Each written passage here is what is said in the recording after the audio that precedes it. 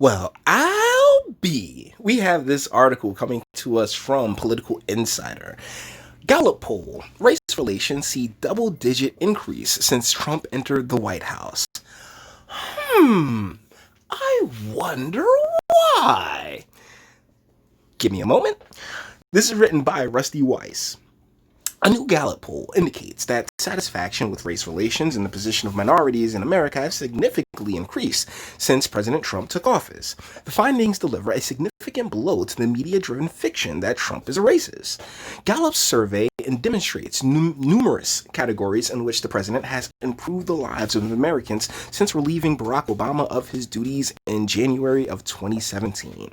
The polling indicates double-digit improvements in how Americans view the nation's economy, security from terrorism, military strength, and the state of race relations.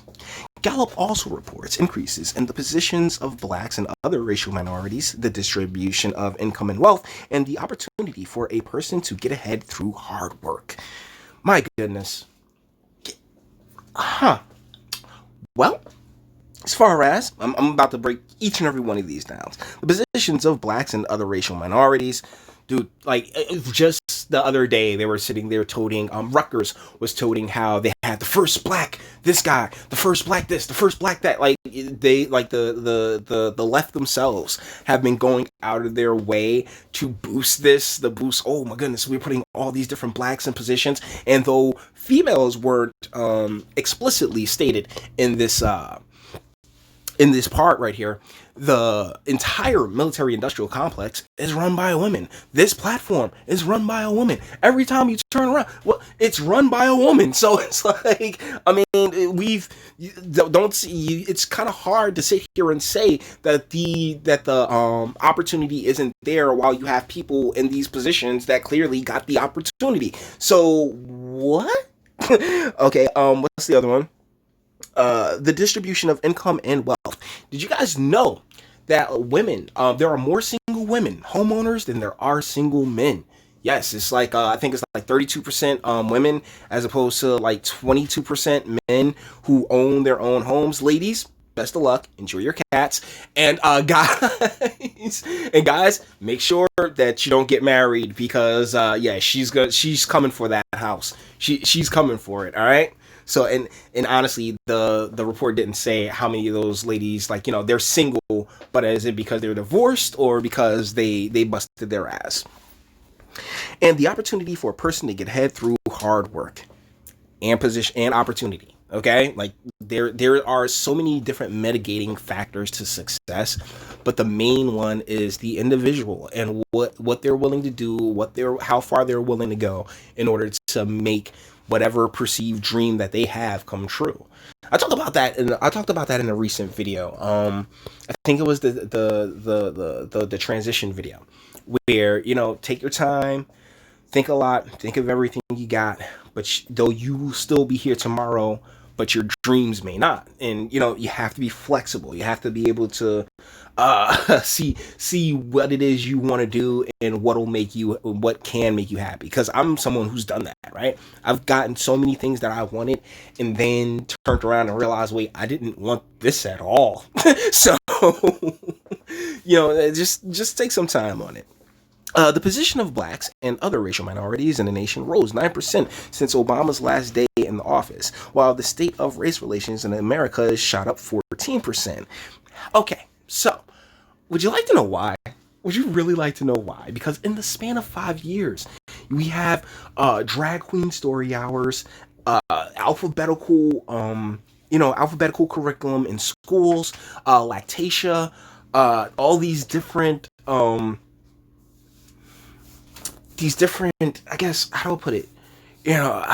Just media narratives and ideologies and ideas that don't particularly drive with traditional American culture and values. And so thusly, they're like, well, shoot, man, like, we don't like this. We don't like this at all. Hey there, my different skinned brother. I don't care what your skin color is. Come on over here. Let's fight this shit. So, thusly, So thusly, like, yeah, the enemy of my enemy is my friend in many ways, in many instances, as well as we've been doing this for so long, man. Like we're so cool. We've learned so much from each other that, like, those of us who are American, who have been American our entire lives, many of us, I don't want to say those of us, but many of us, yeah, we see this exactly for what it is, and it's a good thing. It's an amazing thing because it shows exactly how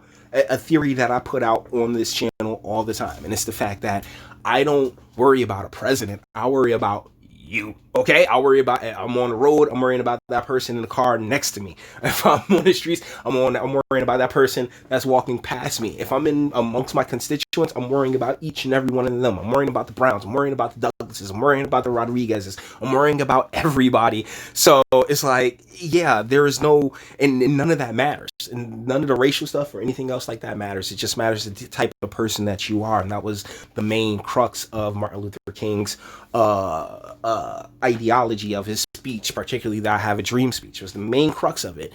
And what we've done in many ways is we've let people with the worst characters have the most power, or no character at all. And we're spoon-fed shit, like, it's just from a media perspective. But either ways, man, it's good that this nation is on a better path. And, everybody was like, oh, well, Obama was supposed to be the one that did that. Yeah, well, it is what it is.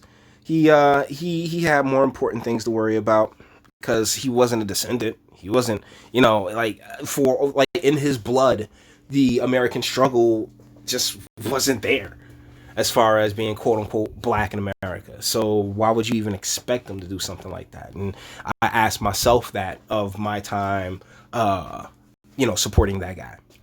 Goodness, not only is Trump improving the lives of minorities, but he's also improving income situations for Americans from top to bottom. And here's somebody's tweet. Okay, I didn't mean to go into the tweet. It's from the Washington Examiner. Obama would be envious. The polling firm's findings mesh with something CBS reporter Major Garrett said last month, that even Barack Obama would be envious of President Trump's record with minorities.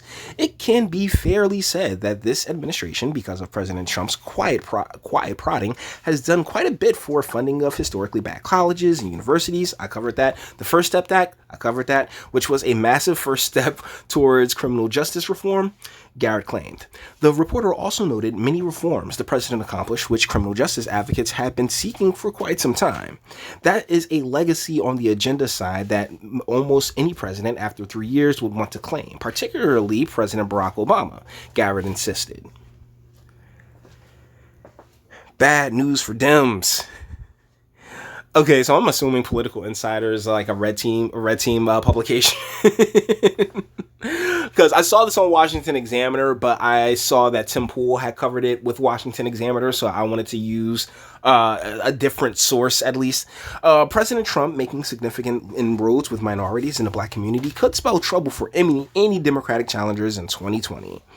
Former three-time NFL team captain and Pro Bowl finalist Jack Brewer recently predicted Trump would... Okay, y'all the only ones that's like really boosting Jack Brewer like that, Red Team? Like over 20% of the black vote. Conservative talk show host Rush Limbaugh has touted several polls that indicate president's approval with minorities is on the rise. We've got 3 polls today showing Donald Trump at 30% or higher with black voters, Limbaugh boasted. We got Emerson, we got Rasmussen, and we've got Marist. Now we've got a pretty good one from Gallup. The Democrats have let you down, Trump has said to black voters. They've dismissed you. They've hurt you. They've sabotaged you far too long. So, yeah, okay, that's the end of it. And that's the end of the article. And thank you, Mr. Weiss. But, yeah, the race relations, it really is a individualistic type deal. It really doesn't, like your character in many ways matters far more than your race. Problem is that there's a lot of forces and a lot of people who are just hell-bent on keeping it in the race category, because if it is about race, then they can get by on that alone. They don't have to worry about their character. They can be as terrible of a human being as they want, and it's all right. It's all good. And unfortunately, and that it's and the deal is that that's taken over a lot, many aspects, many areas of life, without question. Unfortunately, some of us just weren't raised that way. Now we're away. So with that being said, we're going to bring this one to an end. All the internet stuff. If you liked it, toss it a like, dislike, go ahead and do that too. Nobody's scared of you. Sub if you enjoy my fantastic voice and you want to get videos like this every single day. Share, because sharing is caring. And YouTube and BitChute and like aren't the biggest fans of your boy over here. Bang the bell, ding, for notifications, and speak. Let me know what you think in the comments. This sounds good, man. This sounds great for 2020. Let's look at 2024, because Trump can't run for re-election. And who's the blue team going? Who's going to take over the blue team? Like, even though as much as I got hella love for Tulsi, the media apparatus is just what Clinton say go, and Clinton clearly can hold a grudge now, can't she? So I don't know. We'll see what comes then, but. Yeah, as far as everybody else, oh my goodness, I'm so surprised when things happen. You really shouldn't be. The life is very, particularly when it comes to this type of stuff, it's very predictable if you're looking at it from certain angles or certain perspectives and you're willing to keep an open mind. But you may feel differently, and that's what my comment section's for. Until the next one.